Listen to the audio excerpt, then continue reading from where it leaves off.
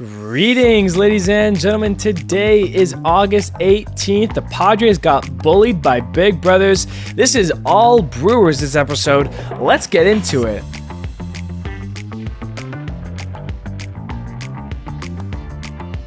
Hello, everybody. My name is Steven. This is the middle of the order.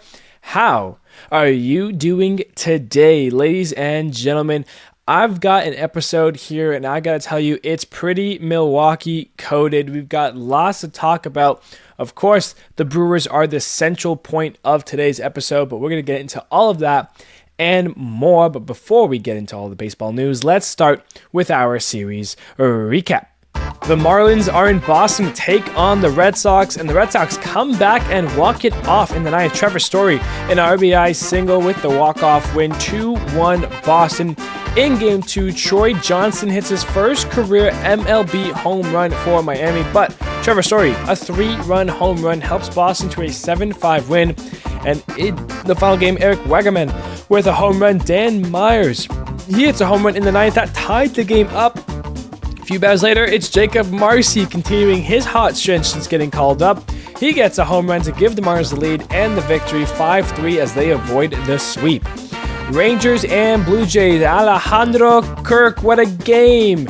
He gets a home run to get the Blue Jays going, a go-ahead 2-run single, and his first career stolen base. The Blue Jays come from down 3 in the 8th to come back and win it 6-5 the final. Then it's the Miles Straw game, his first multi-homer game. It's a 2-homer game for him, a career-high 5 RBIs. Dalton Varsho, Davis Schneider, they both go deep, 14-2 Toronto, but the Texas Rangers come out swinging in the last game. Marcus Semien, Corey Seager, Wyatt Langford, Evan Carter, they all go deep for Texas in a 10-4 victory as they avoid the sweep. Braves and Guardians, Michael Harris II, an RBI single in the ninth for an insurance run as the Braves take a 2-0 victory in the opener. Then Harris hits a 3-run homer, his 14th of the season, part of a 10-1 Braves win. And the Braves come back from down 3. Jurickson Profar, the go-ahead home run in the 6th. That's the difference in a 5-4 Braves win as they sweep the Guardians. White Sox and Royals fighting for the postseason chance. Salvador Perez, a go-ahead homer in the 6th, his 22nd of the season, gets the Royals a 3-1 victory. Mike Yastrzemski, a leadoff home run. John Rave comes into the game. He hits a home run. It's 6-2 Kansas City, and it was so good they did it again. Jonathan India, Adam Frazier, they both homer late for the Royals in a comeback win, 6-2 the final. The Kansas City Royals sweep the White Sox. Tigers and Twins played for Eduardo Julien, Riley Green, they both homer for their respective teams. Gleyber Torres, a sac fly in the 11th, gives the Tigers the lead. They hold on in an extra innings win, 4-3 Detroit. The Tigers keep moving. They score 5 runs in the first for a quick jump start, leading them to a 7-0 victory. In the third game, Kerry Carpenter, it's his 22nd homer of the season, 8-5 Detroit. They're looking for the 4-game sweep, but they cannot find it. The Twins score 6 in the third. Buxton homers. Brooks Lee gets a grand slam. Royce Lewis also homered in this game. 8-1 Minnesota as they salvage the series with a win to avoid the 4-game sweep to Detroit. Oilers and Astros now. Kobe Mayo, Dylan Carlson, they both go deep, but the story was Brandon Young, who takes a perfect game into the 8th inning. He was 4 outs away before he gave up his hit, but Baltimore wins it 7-0. Astros come back. Carlson, Altuve, they both homer. Jackson Holiday goes deep in the 8th to tie the game up, but it only delays the inevitable. Astros would walk it off. Ramon Urias, a fielder's choice victory, 5-4 Houston as they celebrate. And in the final game, Jesus Sanchez was doing all that he could. He robbed 2 homers in this game, but Jordan Westburg, he would go deep. The Oilers go crazy in Samuel Basallo's first career game. He gets his first career hit and first 2 RBIs, part of a 12-0 blowout for Baltimore as they take 2 of 3 from Houston. Angels and A's now. Shea Langeliers, Colby Thomas, Nick Kurtz, they all go deep for the A's, a 10-3 victory. Then Colby Thomas goes deep again in Game 2 alongside Brent Rooker, who hits his 25th of the year, part of a 7-2 A's win. But then here come the Angels. Joe Adell would go deep, a big 3-run in the first. Nick Kurtz homers, Shea Langoliers homers, Lawrence Butler homers, all of that to just tie the game up. We head to extras where the Angels put a 6th spot on the A's, including Zach Neto's 21st homer of the year, part of an 11-5 Angels victory to avoid the sweep. Mariners and Mets now a fun back and forth game for the opener here. Lindor, a 2-homer game. Soto, a homer. Alvarez, a homer. And the Mets still lose this game. Cal Raleigh hits his 46th homer of the season. Mitch Garver goes deep. A 5-run 7th cements it for Seattle. 11-9 the final, but this game was phenomenal. In game 2, Alonso gets an RBI double, Lindor gets an RBI double. The Mets win it 3-1. And then in the finale, they head for the Little League Classic game. Cal Raleigh his 47th homer of the season, but Mark Vientos says no. A 3-run homer for him leads the Mets to the win in the Little League Classic game. 7-3 Mets the final, and they take 2 of 3 from the Mariners. Phillies and Nationals played a 4-game set. Jose Tena gets a go-ahead 2-run single in the 7th. That's the difference in this game. 3-2 Nationals. Tied up at 2 in game 2, it's Kyle Schwarber and Bryce Harper who go back-to-back in the 7th. A 3-run shot, the solo shot. 6-2 Phillies to even up the series. 2-0 Nationals in the 3rd game. Both runs scored on a James Wood 2 RBI double. And they would eventually lose game 4 as Alec Boehm, Nicholas Castellanos, they both go deep in a high-scoring game that saw the Phillies take an 11-9 victory as the two teams split the 4-game set. Pirates and Cubs now tied at 2. Jack Sawinski, his 3rd homer of the season, is a go-ahead blast for the Pirates that breaks the tie and gets them a 3-2 victory. The Cubs score 2 in the 8th to take a lead in Game 2, leading to a 3-1 win. And then once again, they break the tie in the 8th. Dansby Swanson, a sac fly, gets the Cubs lead 4-3 the final as Chicago takes 2 of 3 from the Buccos. Brewers and Reds, and oh my God, what a series, what a game for the opener. The Reds scored 7 in the 2nd. It really looked like the Brewers' win streak would end. The Brewers only needed 2 innings to come back. Christian Yelich, an incredible game, 4 for 5, 2 home runs, 5 RBIs. That second home run, that broke the 8-8 tie. That's the difference in a crazy game for the 13th win in a row for Milwaukee. 10-8 the final. Ke'Bryan Hayes, Spencer Steer, they both homer in the 6th for the Reds that got them the lead, but the Brewers tied it in the 9th on an error from Ellie De La Cruz on what would have been the win streak ending double play. We go to extras, and in the 11th, pinch hitter Andrew Monasterio hits a 3-run bomb for his 2nd home run of the season. Are you kidding me, Milwaukee? They get a new franchise record 14 game winning streak. That's the best in their history. 6-5 the final there. Again in Game 3, the Reds are 2 outs away from ending this streak. It's William Contreras, a go-ahead 2-run home run. The Brewers lead it in the 9th. Are you kidding me? The Reds, though, they tie it up in the 9th. We head to extras, and it's Austin Hayes that finally does it. An RBI single walks it off, and the Brewers win streak ends at 14. 3-2 Reds, they avoid the sweep. The only team still in the majors to have not gotten swept this year. Yankees and Cardinals. Jazz, a 3-run homer, his 21st of the year. That's the difference in a 4-3 Yankees win. In Game 2, it's Aaron Judge. Ben Rice, a 3-run go-ahead home run. And how about Ryan McMahon finally getting his first home run as a Yankee? The Yankees take a 12-8 victory. Tied at 4 in Game 3, the Yankees double it and pass it along. They score 4 runs in the 9th. They get the sweep, 8-4 the final against the Cardinals. Padres and Dodgers. The Padres enter this series a game up on the Dodgers for the division. Teoscar Hernandez hits his 19th homer of the season. That's the difference. In Game 1, 3-2 Dodgers. They're back even. Dodgers, they scored 5 runs in the first 2 innings in Game 2, and Teoscar Hernandez hits his 20th homer of the season, part of a 6-0 Dodgers win to get them back atop the NL West. And just for good measure, Freeman and Pages, they both homer in the first 4 runs. In the first inning for the Dodgers, the Padres took the whole game to get it back to a tie game, just for Mookie Betts to hit a go-ahead homer in the 8th for the lead once again, as the Dodgers get a big sweep against the Padres, and they're back 2 games above the NL West. They win that one 5-4. D-backs and Rockies now. Lourdes Gurriel Jr., Jose Herrera both go deep in an 8-2 Diamondbacks win, but then it's all Colorado. Hunter Goodman, his 25th homer of the season, part of a 4-3 Rockies win.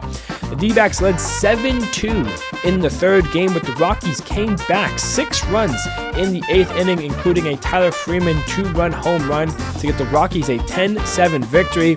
Carroll and Gurriel hit back-to-back homers in the 6th, but again, the Rockies come back 4 runs in the 7th. Diamondbacks almost came back in this one, but left the bases loaded in the 9th inning. 6-5 Colorado. They take 3 of 4 from the Diamondbacks after losing that first game.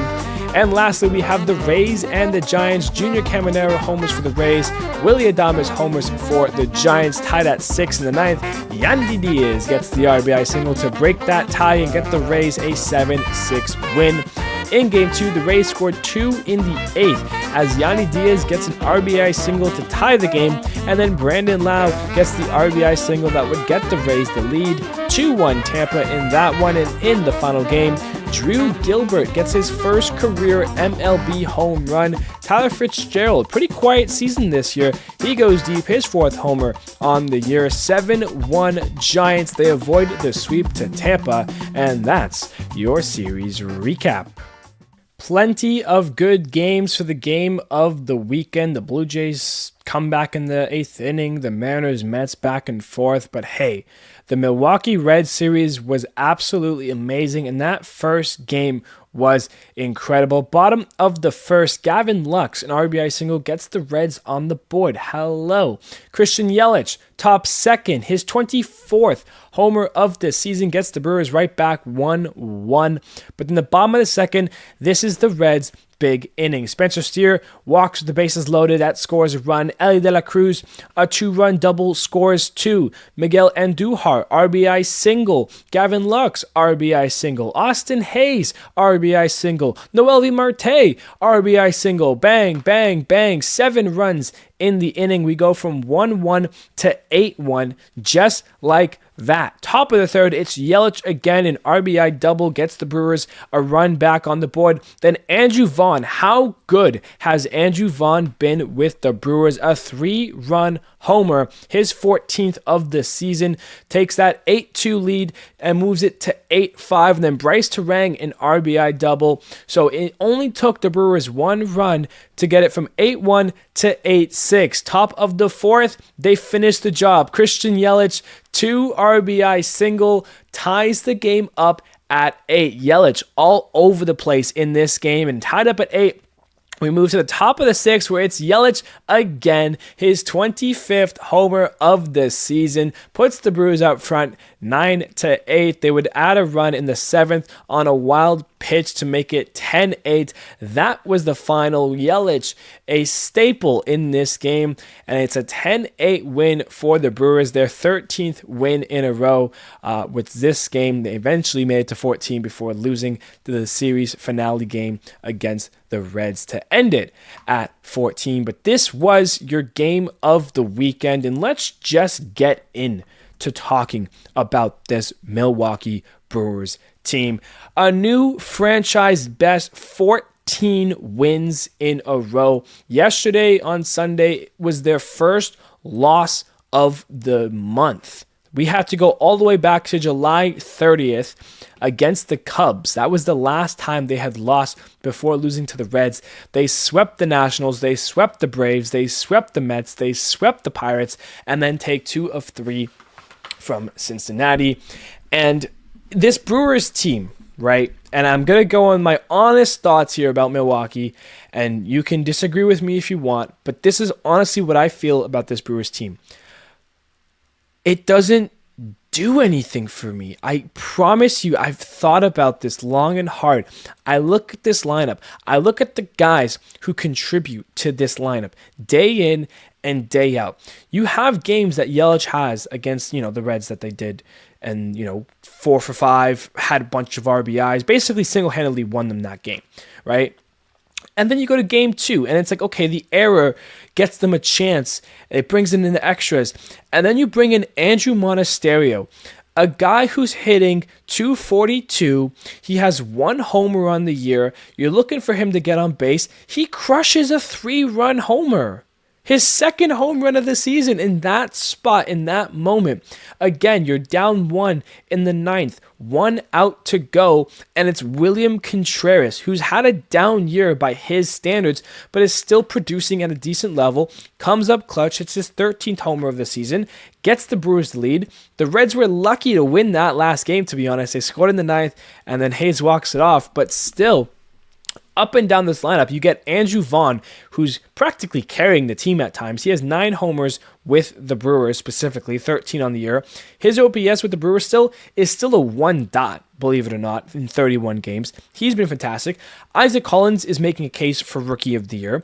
Yelich is a stud. Blake Perkins is okay. Jackson Chourio, of course, on the IL. Same with Hoskins. There's some injuries there still. Sal Frelick, I love Sal Frelick. William Contreras, Bryce Terang, Andrew Monasterio, Caleb Durbin, Brandon Lockridge, Jake Bowers on the IL, Joey Ortiz, Garrett Mitchell on the IL. Like, up and down the lineup offensively, I now know all these names. But if you're telling me in a postseason game, I have to trust Blake Perkins, I have to trust Bryce Terang, these guys are getting clutch hits every now and then during the regular season.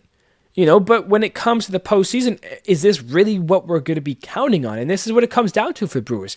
This 14-game winning streak, the 11-game winning streak they had earlier in the year, it means nothing if they can't win a series.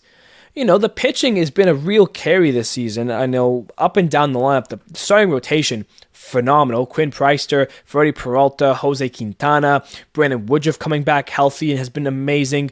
You look up Jacob Mizorowski, who's been fantastic. You move to the bullpen. DL Hall just got hurt, but he's been fantastic there.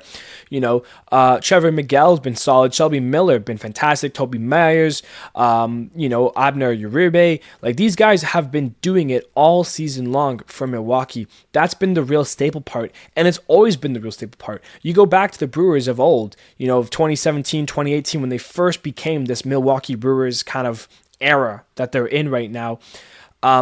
They've always had fantastic pitching. They've always been missing the bats to push them over. When they had Yelich at his MVP peak, there wasn't much else to supplement him. Now Yelich is just your overall everyday great, superstar kind of player. But again, it's not feeling lackluster. If William Contreras was hitting the way he was last year, you can maybe make a case. If Jackson Chourio was healthy and kind of producing at just a slightly better pace, you could make the case. Right now on OPS alone, and this is all not just qualified players, it's all their players. The only 3 guys that are above an 800 OPS is Yelich, Isaac Collins, and Andrew Vaughn. Everyone else is practically in the 700. Still very good, but just slightly below average. When you add up all those slightly below averages, you get a team that's about to win their 80th game, who leads baseball by like 5 games compared to the next best team. And it still means nothing to me. Like, I can't get through it. I look at the rest of the schedule. They've got the big series against the Cubs now. They end the month with a massive series against the Blue Jays, the best 2 teams in baseball at this point. You look at September, they have a series against Philly, and then the rest kind of bores me. Pittsburgh, Texas, St. Louis, LA. The last week of the season, you get the Padres and the Reds. Those 6 games could be fun. But at this point, the Brewers are almost a shoo-in for the division. Definitely a shoo-in for 1 and 2 seeds, realistically. So it's like, for me, the Brewers should already be planning NLDS, because that's what matters. I went back. I remember 2018, they made it to the League Championship Series. They brought the Dodgers to Game 7 before losing. Since then, in 2019, they lost the wild card game to Nationals. They lost in 2020, they lost in the NLDS in 2021, and they've lost the last 2 years in the wild card round. You take since Game 7 of the 2018 NLCS against the Dodgers, the Brewers are 2-10 in postseason games. They have not won a series. Like, it's the same thing. You look at runs scored right now. You take 2018 on here. Let's just go off of that. Runs scored, 728, 725, 738, 769, 754. Right now, they're at 638. They'll probably finish somewhere in that mid-700 range. You look at runs against, right? 2018, 659, 766, 623, 688, 647, 641. It's the same stuff. They're at 477 right now. Maybe that one will stay low enough throughout the rest of the season, but even that will probably get to just like 620 maybe. Like, it's the same Brewers team. It's just a different look. Like, it's just because they're flary right now and because they have these massive win streaks. At the same time, am I going to trust them in a 5-game set? To be honest with you, as of right now on August 18th, I don't. I need to see them win a game. I need to see them win a series. If they can win the NLDS, at this pace, they're going to make it to the NLDS. They'll get the division. They'll get the bye. If they make it to the NLDS, if they can win that series, then I'll be talking about the Brewers winning the World Series. Because I think they would have a good chance at winning the NLCS if they can get through the DS. Like, that's the thing. They have no confidence. They lost to the Mets last year. Like, it's just the same thing over and over and over. And, I mean, do I feel like the Brewers are going to be the team to beat come postseason? No, I don't. That's just my honest thoughts. The schedule right now doesn't surprise me. You get some guys healthy. Yeah, your team looks good still. Like, the team is not bad. I'm not saying the Brewers are a bad team. They look fantastic. I'm just saying when it comes to the postseason, when it comes to the clutch moments, the clutch hits, they're using all of their devil magic now. The series they just had against the Reds, like, they're going to get bit in the ass come postseason because they're using all of this magic, lucky wins, ninth inning comebacks, and crazy stuff now in the regular season. You got to save that for the postseason, guys. Like, what are we doing? This is a huge series coming up. We'll talk about that a little bit more. I've done a lot of Padre talk here. Let me switch gears and talk about the San Diego Padres. Boys, what happened? What are we doing? You guys swept the Giants. You guys had a huge series, right? It was the Giants, I'm pretty sure. Pretty sure it was the Giants they just swept. Let me double check that before I keep yapping. Yeah, they swept the Giants. The Angels do them a favor in sweeping the Dodgers. You get a game above 500. You now control the division, essentially. You control the series, and you get a chance to show up the Dodgers at home. And you guys get swept. You immediately lose your lead. You had it for a day and a half, really. Congratulations. Dodgers are back in front by 2 games. And, I mean, it wasn't close. That last game, I guess you can say kind of got close in the end, but Padres' offense disappeared. The pitching, it's not great. It hasn't been sustainable all season long. The bullpen, which was, redesigned, revamped, you bring in Mason Miller, you make a crazy trade for Mason Miller, and, the bullpen kind of blew up. And, they were decent, but again, Robert Suarez gives the home run to Mookie in that last game. And, I mean, that's supposed to be what separates you guys from the Dodgers. You both have elite lineups. You both have good, notable starting pitchers who have done it before, who have had solid success in the big leagues. The difference between the Dodgers and the Padres is the bullpen level. And the Dodgers have a decent bullpen. Some of their top guys are injured, but the Padres have Robert Suarez, Mason Miller, Jason Adams still. Like, they have these elite arms. And that's supposed to be the separating factor, and that kind of was the factor that led to the Dodgers sweeping you guys this weekend. And I mean, now you get a week where you have to kind of regroup, revamp, figure things out, because then you guys go back again next weekend, except you're the home team now. And I got to be honest with you guys have to at least win this series, if not get the sweep right back. This is still going to be a dogfight towards the end of the season, but this is one of those, series that you kind of look yourselves in the mirror. It's like, okay, well, we're the Padres. We're supposed to be better than them. We think we're better than them. The Dodgers know they're better than you. They showed why they're better than you. It was Freeman with the home run. It was Betts with the home run. Pages, Teoscar the 2-1 home run. Like, Shohei, he was a factor in the series, but not to the level that these other guys were. And that's the thing with the Dodgers. If Shohei goes down, someone's going to back him up. If Shohei, Freeman, and Betts all go down, Will Smith will be the guy to back it up. Andy Paez will be the guy to back it up. There is always someone who's going to be the problem. Teoscar Hernandez was kind of the one in this series here, but again, you guys, let Clayton Kershaw go 6 innings, 1 run. That should have been a game where you guys go at Kershaw, get him around, get some runs on the board, get him out early, get to the bullpen early.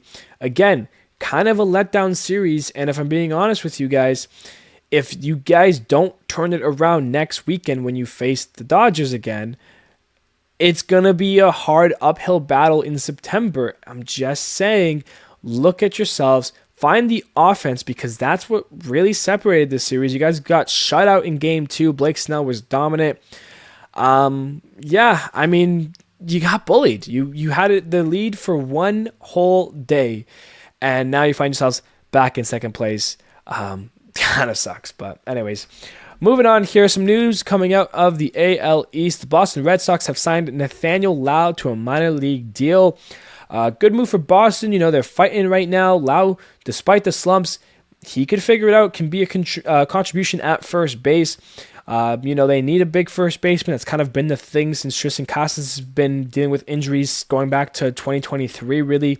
They've never had that consistent first baseman. Could be Lau. Minor league deal. You see what you get, and maybe he can help you guys in that postseason chase you guys are on for the wild card right now, possibly even the division. And then also, we mentioned in the series recap, Samuel Basello, Baltimore called up their number 1 prospect. He had a hit, 2 RBIs in his first game in the big leagues. That was yesterday against the Astros. I'm sure he'll be around for the rest of this season to try to get some reps in at the big league level. And then who knows what Baltimore's plan is going into 2026. But Basello, Adley, 2 elite catchers, one kind of proven switch hitter stud that kind of got you guys back on the map. The other big left-handed power bat. Young kid still, so you still got to see, if he can handle it at the big league level. But from his first game yesterday, it seemed like he was ready. He would have had a home run too. He was one of the guys that Jesus Sanchez robbed of a home run. So that's something to keep in mind of as well. He almost had a homer in his first game in the big leagues. So Jesus Sanchez giving him a little bit of a nightmare here. I want to go over some of the big series here. We're getting to that part, the dog days of summer, where I want to be talking postseason ball. I want to be talking about the pennant chases and the races and the magic numbers, and that's kind of what I love to talk about, why I love September baseball so much. Who doesn't? And I'm getting a little hungry over here. I'm starving for it. So I want to just take a quick look at the rest of the month, try to pinpoint some of these big series here that could be exciting to watch. This week, there's a couple on the docket. Houston and Detroit go back at it. These two teams have a couple of series. Very fun stuff coming up. Seattle and Philly. Kind of big. Philly still having to hold on to the Mets. There's enough of a gap there. Seattle trying to chase down Houston, who again, series with Detroit. If Detroit handles Houston, Seattle has a chance to handle Philly and get themselves closing in on the division lead there. Texas and Kansas City, I kind of threw in here. They're both about 3-4 games back of the wild card. If one of these teams sweeps, we could be looking at, either Texas or Kansas City being a game and a half, 2 games out of a wild card. This is a big series for one of them if they can sweep one another. So that's a fun one. And then, of course, Milwaukee and Chicago. We'll be talking a little bit more about this during our series highlight. Little spoiler there, but this is a massive series both ways, depending on how it ends up going. So stay tuned for that one. Then the weekend, you got Boston and New York. That's a really fun series now that I think about it, considering Boston 68-57, Yankees 67-57. They're only half a game out of each other. That AL wildcard race kind of heats up right now, and the two of them going at it, very fun matchup. Kansas City and Detroit, same thing. They got to kind of keep working at it. Kansas City just hunting down. They're 7-3 in their last 10. And then, of course, LA versus San Diego, the rematch. Can the Padres handle it this time? We'll see. Or will the Dodgers big brother them once again? Then the next week, Philly and New York. If the Mets want any chance at the division, they're going to have to handle Philly that week. San Diego goes to play Seattle, who again, San Diego trying to chase LA, Seattle trying to chase Houston. And then I threw in the Reds and Dodgers as well. The Reds, They're a game and a half out. They lost a game back to the Mets, who took 2 of 3 from Seattle, while they dropped 2 of 3 from Milwaukee. Still, it was a very hard-fought series from Cincy. Very proud of them for the way they fought the Brewers. Kind of made some mental mistakes, kind of made some errors that kind of costed them maybe the series win, potentially even a sweep. And, the Dodgers are a good team, and they need to hold it on their own because they know the Padres are closing in. So that's a fun one. And then to end the month, the weekend there, Detroit and Kansas City are again going at it, this time in Kansas City. The earlier one in next weekend. That one is in Detroit. And then, of course, Milwaukee in Toronto to take on the Blue Jays. The best team in baseball versus the second best team in baseball. The best team in the AL, the best team in the NL. This will be a very fun series to watch. So stay tuned for that. Those are kind of the 12 series that I've highlighted here for the big series for the rest of the month here. And then, of course, we'll have plenty of great series coming up in September. And, of course, that's when the magic numbers will start coming into play. Teams will start clinching. And that's when I'll start being very, very, very aggressively happy, because who doesn't love that kind of baseball? Let's get into the hot and colds from the week here now. Moving on. Francisco Lindor, the hottest player in baseball right now, 14 for 25, 3 doubles, 3 homers, 7 RBIs, 7 runs, 3 walks, a 1.647 OPS. Ramon Laureano continues to impress with his new team, the Padres, 9 for 19, 2 doubles, 3 homers, 4 RBIs, 7 runs, 1.598 OPS. He's really turned his career around. Christian Yelich on a massive game for the Brewers, a massive week as well. 11 for 25, a double, 4 homers, 12 RBIs, 6 runs, a 1.441 OPS. Michael Harris II, 12 for 27, 2 doubles, 2 homers, 9 RBIs, 6 runs, a 1.185 OPS. And then Zach Neto from the Angels, 8 for 25, a double. How about 4 home runs? Zach Neto has over 20 homers this season. That's crazy to me. 5 runs, 3 walks, a 1.254 OPS. Moving on to the cold side, Zach McKinstry, 2 for 22 with 7 Ks. Gleyber Torres, 3 for 26 with 6 Ks. Cody Clemens, 2 for 22, 8 Ks. Willy Adames, 2 for 23 with 10 Ks. And then Kyle Tucker, 2 for 21 with 4 Ks. He's been very frustrated at the plate, slumping hard. I think this is the first week that we didn't even have an offer. Guys are getting on hits. It was Players Weekend, of course. Didn't mention that. But hey, like I said in my last episode, I don't really care for Players Weekend. Like, the bats are cool, cleats are cool, everyone's gear. It's fun to see, but at the same time, we need either special jerseys, get the nicknames back on. Something's got to change there to really set Players Weekend difference from the rest. But how about that? Injury updates now, as we continue on here. The first major one being Chase Burns from the Reds. He lands on the 15-day IL with a strained elbow flexor. Tough loss there for the Reds. Tough loss for the Phillies. Zach Wheeler on the 15-day IL, blood clot in the right shoulder. That's a big kind of serious one. So hopefully Wheeler can get healthy here and help the Phillies out. Prayers up for him. Kyle Stowers on the 10-day IL with a strained oblique. Marcelo Mayer, he's going to get season-ending wrist surgery. We knew he was probably going to be done this season, but this kind of confirmed it. The Brewers lost DL Hall from their bullpen, 15-day IL with a strained oblique. Max Muncy from the Dodgers, 10-day IL with a strained oblique. Logan Evans, 15-day IL from Seattle with an elbow inflammation. And then kind of the big one here, John Gray on the 15-day IL. He has thoracic outlet syndrome. I hope I pronounced that right. I was looking into it just a little bit. It's something that has caused guys like Chris Archer and others to kind of end their career prematurely. So this could be a big one for John Gray. Hopefully he's able to get through it. But then there's also been guys like Merrill Kelly who suffered this and has come back and has been phenomenal since coming back from that kind of type of injury. So hopefully all goes well for John Gray there. Would love to see him back on the field as soon as possible. Moving on here, let's get to our outstanding performances of the weekend here, and none was more outstanding than Brandon Young. 8 innings, 1 hit, no earned runs, no walks, 6 Ks. He was 4 outs away from a perfect game. We haven't even had a no-hitter this year. Brandon Young, absolutely stellar against the Astros. Sandy Alcantara, 6 innings, 2 hits, an earned run, a walk, and 7 Ks. How about Nolan McLean? His Mets MLB debut, he's pitching 5 1/3, 2 hits, no earned runs, 4 walks, and 8 Ks. He was feeling himself against Seattle that day. Cade Cavalli from the Nationals, 7 innings, 7 hits, no runs, no walks, and 5 Ks. Solid stuff there. Justin Verlander turns back the clock for his best start of the year. 7 innings, 2 hits, no runs, no walks, and 8 Ks. How about that? Garrett Crochet, 7 innings, 3 hits, an earned run, a walk, and 8 Ks there. Andrew Abbott against a Milwaukee's team that hadn't lost this month. 7 innings, 4 hits, no runs, no walks, and 7 Ks.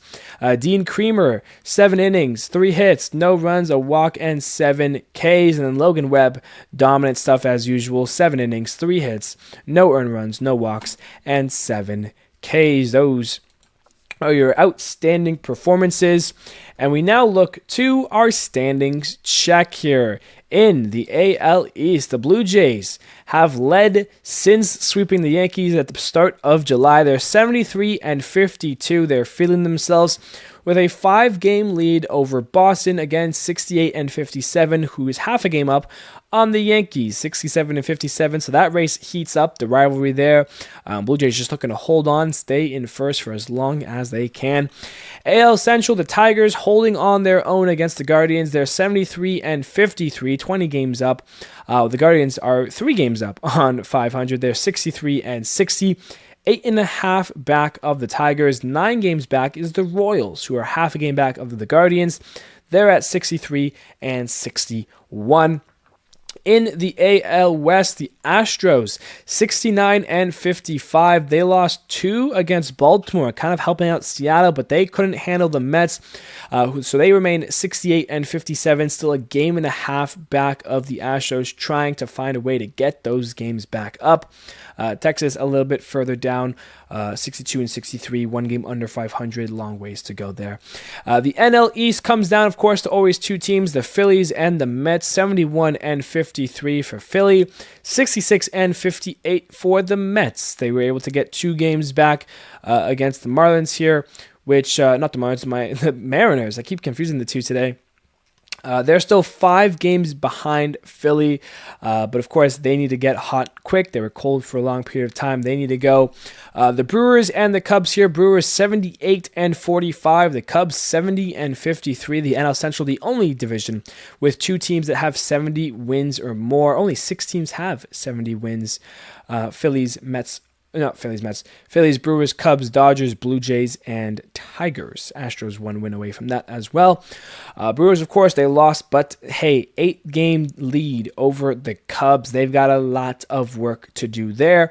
And then in your NL West, the Dodgers take care of business, sweep the Padres. They're 71-53, 2 games above the Padres, who are 69-55. Long ways to go there. Long ways, but short ways, really. When you take a look at seeding, the Blue Jays are half a game up on the Tigers for first in the AL, 73-52 to 73-53. Astros a little bit further down in 3rd seed at 69-55 there. The wild card race is heating up in the AL. Boston and Seattle are tied currently, 68-57. The Yankees have 1 less game played, which means they have 1 less win. They're at 67-57. So all 3 teams there, Yankees, Red Sox, Mariners, separated by half a game. You look a little bit further out, Cleveland's 3.5 out. Kansas City, 4 games out. Texas, 5.5. They're 2-8 in their last 10. Could their season be coming to an end here? But it's any race there for the 4, 5, and 6 seed. For the NL side, the Brewers, 7 games up on the Dodgers for the 1st seed. Dodgers and Phillies are currently tied for the 2nd and 3rd seed, actually 71-53 for both those teams. Cubs 4.5 up on the line in the wild card. Padres 3 games up. So right now the Mets are holding on to the 6th seed with dear life. And the only team kind of in the rear view is the Cincinnati Reds, a game and a half up there. The only team kind of challenging because the next team is the Cardinals and they're 5.5 out and they've lost 5 straight. So kind of time to put the bed on the St. Louis Cardinals. That is your standings check. which will bring us now to our upcoming series for the week here. We've got some good games, as I said earlier a little bit. Oilers in Boston to take on the Red Sox. Yankees in Tampa Bay to take on the Rays. Not Tampa Bay, they're in Steinbrenner, whatever that is. To be fair, but I know it's in Tampa still, but Astros and Tigers, that's a fun one. That's a big one. 3 seed and 2 seed going at it. Rangers and Royals, 2 teams trying to fight for a wild card. They're going at it. That's a great series to watch. A's at Twins, Reds at Angels. Good chance for the Reds to get some games going. Mariners and Phillies, we talked about the significance of this series. White Sox and Braves, Mets at Nationals. Cardinals at Marlins, Brewers at Cubs. That's the big one. We'll talk about that just a second here. Blue Jays in Pittsburgh to take on the Pirates. They face Paul Skeens today. Dodgers and Rockies, Giants at Padres, and then the Guardians at the D-backs. Padres swept the Giants last week. Can they do it again this week? So that's what your series are looking like. Let's see the series highlight. I've mentioned it a couple times already. Milwaukee, Chicago in Chicago. The Cubs, the Brewers, the 1 seed, the 2 seed in the NL Central. And what makes this series even bigger than usual, it's a 4-game series, but they also have a game to make up from earlier in the season. So we're not playing 3 games. We're not playing 4 games. We are playing 5 games this week, and it starts with a doubleheader today. The first game probably about to get underway in about an hour here as the time of recording this. And originally, I wasn't going to pick this to be the series highlight because, I didn't think much of it, and then I actually saw it's a 5-game series, and I said, hey, you know what? This is almost like the NLDS. This is the NLDS. This is the NLDS a month and a half before the NLDS. It's a big 5-game series here, and it's a great chance for the Cubs to control their destiny. If the Cubs want any chance, this is the last hope for the Cubs. If they want any chance of winning the division still, they have to at least win 4 games. If they win this series, but it's 3 games to 2 games, you make up 1 game. If you win 4 games, you get 3. That as a 3-game swing is big. As I mentioned earlier in the standings check, it's an 8-game difference right now between the Cubs and the Brewers. A 5-game sweep here turns the 8-game lead for the Cubs to a 3-game lead. Or a 8-game lead for the Brewers to a 3-game lead. That changes the NL Central drastically. However, you flip it around. If the Brewers, they just lost 1, but hey, another 5-game winning streak is definitely in the works. So the hottest team in baseball, if they take care of business in Chicago, get a 5-game sweep, that 8-game lead turns to 13. And with what will be a month and change left of the season, that will cement them as the NL Central champions 100%. So this series is huge. The Cubs need to win these games. It's time to flip the switch. It's time to get hot. Let's take a look at who's pitching game 1 of the NLDS potential, whatever fun series we got here. The Brewers are sending out the leader in wins, Freddie Peralta, 14-5 with a 2.9 ERA. He gets to go against Cade Horton, who is 7-3 with a 3.07 ERA. A great matchup to start this series off. Then later today, game 2, we currently have TBD versus TBD, but with it being a doubleheader, they each get to bring up an extra player. I would expect extra starters right now. According to Fangraphs, it's expected that the Brewers would call up Chad Patrick to pitch. And for the Cubs, even better news, apparently Jameson Taillon, of course, been rehabbing. He should be healthy. He should get the call to come back up. And if he pitches game 2, that's huge for the Cubs. So potential matchup of Chad Patrick versus Jameson Taillon. Of course, that will change later in today until it is actually finalized. But those are the 2 games today.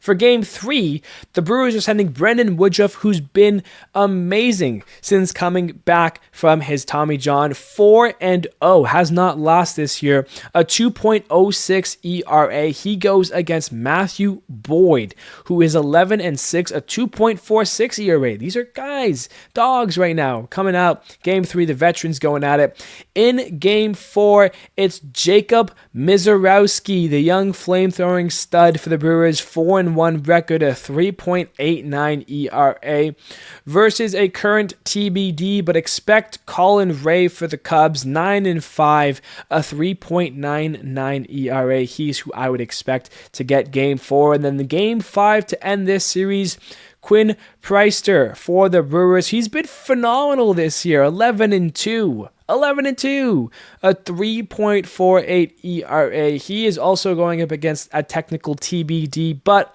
expect the ace of the Cubs, Shota Eminaga, 8-5, a 3.06. He's had some hiccups this year, but he is still a stud when right. Those are the pitchers. We've got 5 games between the Brewers and the Cubs. And hell, you know what? Let's take a look at lineups. Sal Frelick's been kind of the everyday right fielder. Joey Ortiz has been manning shortstop. He will bat second mostly. William Contreras, mostly the catcher every day, sometimes the DH. Yelich, he's been DHing, played left field a little bit though, so he can still do both. He bats fourth usually. Andrew Vaughn, since Hoskins has been hurt, has been holding down first base. He's been phenomenal.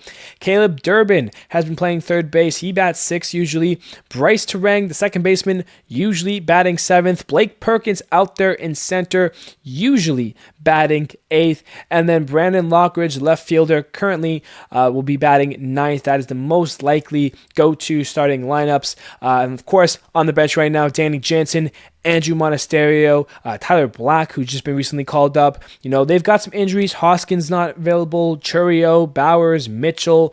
So there's some guys they don't have. Then, of course, DL Hall currently went on the IL as well. So some pitcher injuries there for the Brewers.